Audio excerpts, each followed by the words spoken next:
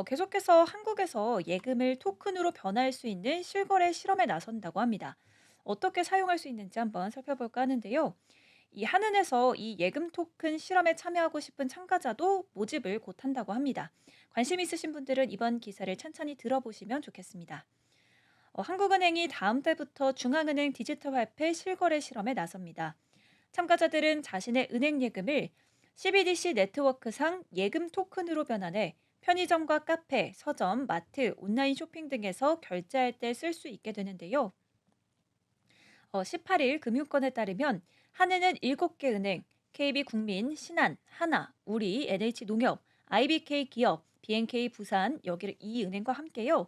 이 4월 초부터 6월 말까지 약 3달 동안 CBDC 실거래 실험 디지털 테스트 프로젝트 한각을 진행합니다.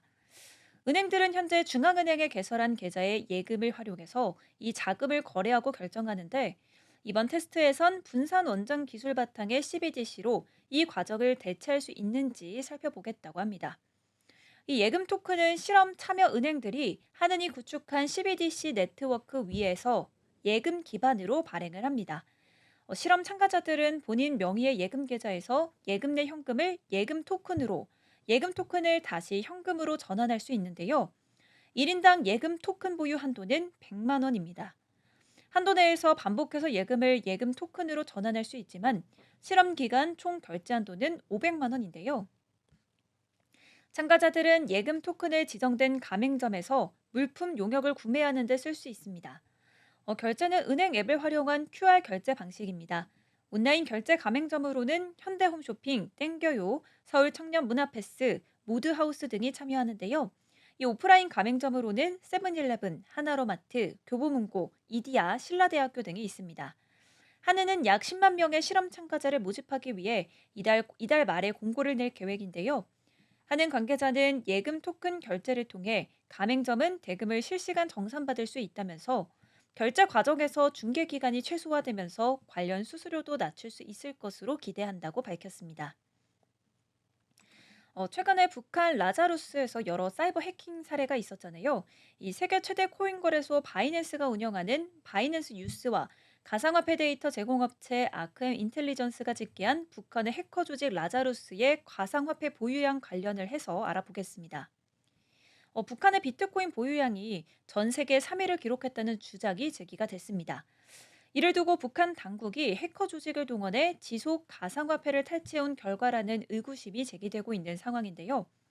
17일 세계 최대 코인 거래소 바이낸스가 운영하는 바이낸스 뉴스와 가상화폐 데이터 제공업체 아크엠 인텔리전스 등에 따르면 북한의 해킹 조직 라자루스가 오후 4시 기준 17일 오후 4시 기준 11억 3,808만 달러에 해당하는 13,518 비트코인을 보유하고 있는 것으로 추산된다고 밝혔습니다. 이는 19만 8,109 비트코인을 보유한 미국과 6만 1,245 비트코인을 보유한 영국에 이어서 전 세계 3위에 해당하는 양인 건데요. 북한의 비트코인 보유량은 비트코인을 법정 통화로 도입한 엘사바도르나 풍부한 수력 자원을 활용해 비트코인을 채굴해온 부탄보다도 많습니다. 이 같은 급증은 최근 세계 최대 가상화폐 거래소 중 한 곳인 바이비트 해킹 사건과 관계성이 짙다는 평가가 이어지고 있는데요. 지난달 21일 바이비트가 해킹당해서 14억 6천만 달러 상당의 코인이 탈취당했었는데 이 역시 라자루스의 소행으로 추정되고 있죠. 당시 탈취당한 코인 중 대부분은 이더리움이었습니다. 북한은 당시 탈취한 이더리움 중 상당수를 비트코인으로 전환한 것으로 추정하고 있습니다.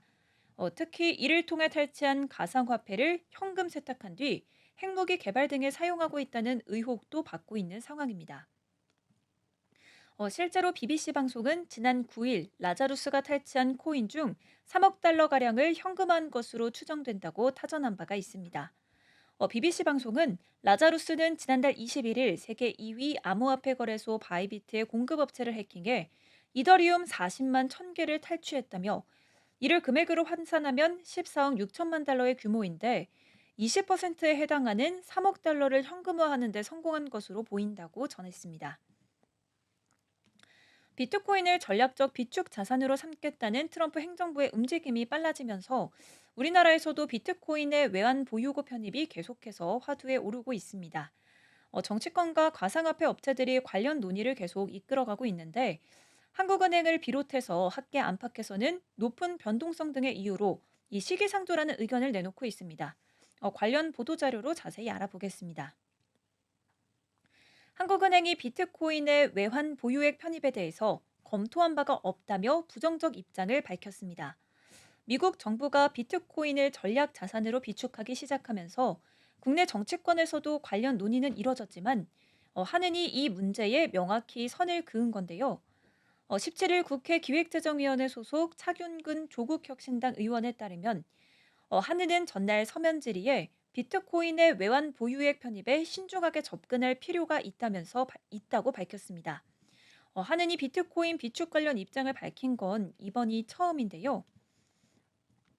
한은은 비트코인의 높은 가격 변동성에 대해 우려의 목소리를 냈습니다. 비트코인은 지난 1월 1억 6천만 원대까지 치솟았다가 최근 1억 1천만 원대로 추락하는 등 급등락을 반복하고 있죠. 이 시장에서는 비트코인의 가치를 두고 갑론을박이 이어지고 있는 상황입니다. 이에 한은은 가상자산 시장이 불안정해질 경우 비트코인을 현금화하는 과정에서 거래 비용이 급격히 확대될 우려가 있다고 지적했습니다. 또 한은은 국제통화기금의 외환 보유액 산정 기준에도 부합하지 않는다고 판단하고 강조했는데요. 외환 보유액은 필요할 때 즉시 활용할 수 있어야 하므로 유동성과 시장성을 갖추고 태안성이 있는 통화로 표시되며 일반적으로 신용등급이 적격 투자 등급 이상이어야 한다는 게 IMF의 기준이다면서 한은은 현재까지 비트코인의 외환 보유액 편입에 관해 논의하거나 검토한 바가 없고 또 체코, 브라질 등 일부 국가가 긍정적인 의견을 내놓은 것으론 알려졌지만 유럽 중앙은행, 스위스 중앙은행, 일본 정부 등 부정적인 견해를 나타낸 상황이라고 전했습니다. 차근규 의원은 트럼프 행정부가 추진하는 비트코인 전략자산 지정은 따로 비트코인을 매입하겠다는 게 아니라 범죄 수익 등으로 몰수된 비트코인을 비축하겠다는 의미라면서 우리나라도 같은 이유로 보유한 비트코인이 있다면 이를 활용하는 방안을 검토해 볼 수 있겠지만 외환 보유액에 편입한 것은 현 시점에서 부적절한 측면이 있다고 밝혔습니다. 한편 도널드 트럼프 미국 대통령은 대선 공약대로 이 비트코인의 전략 비축을 지시하는 행정명령에 서명한 바가 있죠. 다만 민형사 몰수 절차의 일환으로 압수된 연방정부 소유 비트코인을 비축 대상으로 하고 당장 추가 매입에 나서진 않을 계획이라고 밝혔는데요. 현재 미국의 비축 자산은 원유와 곡물, 희토류 등입니다. 민주당이 연 정책 세미나에서는 미국발 글로벌 시장 변화에 적극 대응해서 이 비트코인을 외환 보유고 편입의 필요성이 중요하다고 계속해서 언급하고 있습니다. 아까도 잠깐 말씀드렸지만 이 주요국 중에서도 비트코인을 외환 보유고로 편입시킨 곳은 아직까지는 없습니다. 이 체코의 경우 외환 보유고의 일부를 비트코인에 투자하는 방안을 검토 중이고요. 브라질은 중앙은행이 준비 자산으로 비트코인을 보유하자는 내용의 법안은 발의가 됐습니다. 하지만 선진국인 유럽 중앙은행과 스위스 중앙은행, 일본 정부는 부정적인 견해를 계속해서 나타내고 있습니다.